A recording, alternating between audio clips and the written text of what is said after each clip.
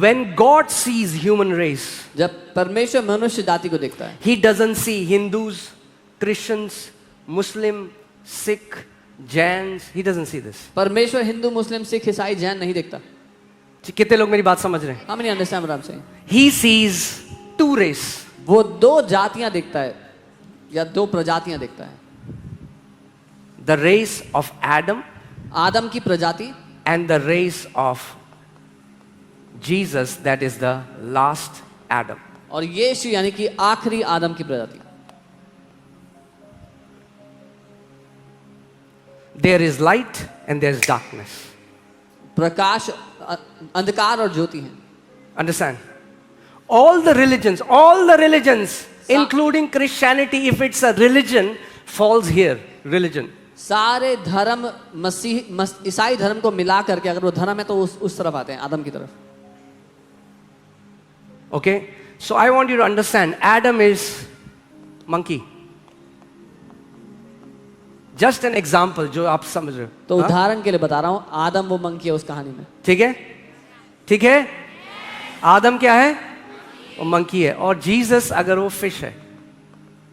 Just an example. Don't make a doctrine out of it. इसमें से I'm not saying Jesus is fish. मैं ये नहीं कह रहा हूँ यीशु मसीह मछली है. I'm trying to refer to that story. मैं वो कहानी किस. So a ruler of monkeys, So बंदरों का एक राजा, a religious leader of monkeys comes to Jesus. बंदरों का एक धार्मिक गुरु Who is a different creation, a different race. जो कि एक अलग प्रजाति, एक अलग सृष्टि है. And he says the works you've been doing, और कहता है जो काम तू कर रहा है no man can do it कोई इंसान नहीं कर सकता है, except God be with him.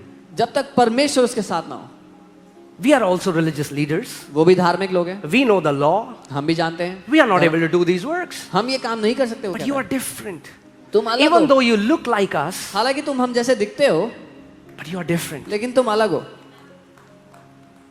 And Jesus says, और let's यीशु go कहता to John 3:3.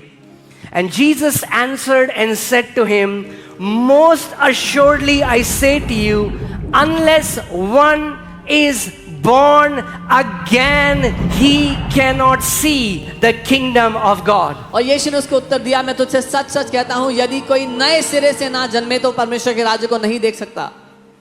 Now some people when they saw this from the Bible, they said, देखा तुम्हारी बाइबल में भी पुनर्जन्म लिखा है. कुछ लोग जब ये देखते हैं, they talk about, see your Bible is talking about taking birth again, See, reincarnation. when monkeys will try to interpret the Bible, that's what will happen. जब बंदर बाइबल को अनुवाद करने की कोशिश करेंगे तो यही होगा. Bible was never made for monkeys, it was made for fishes. Bible बंदरों के लिए नहीं बनी है, वो मछलियों के लिए बनी है.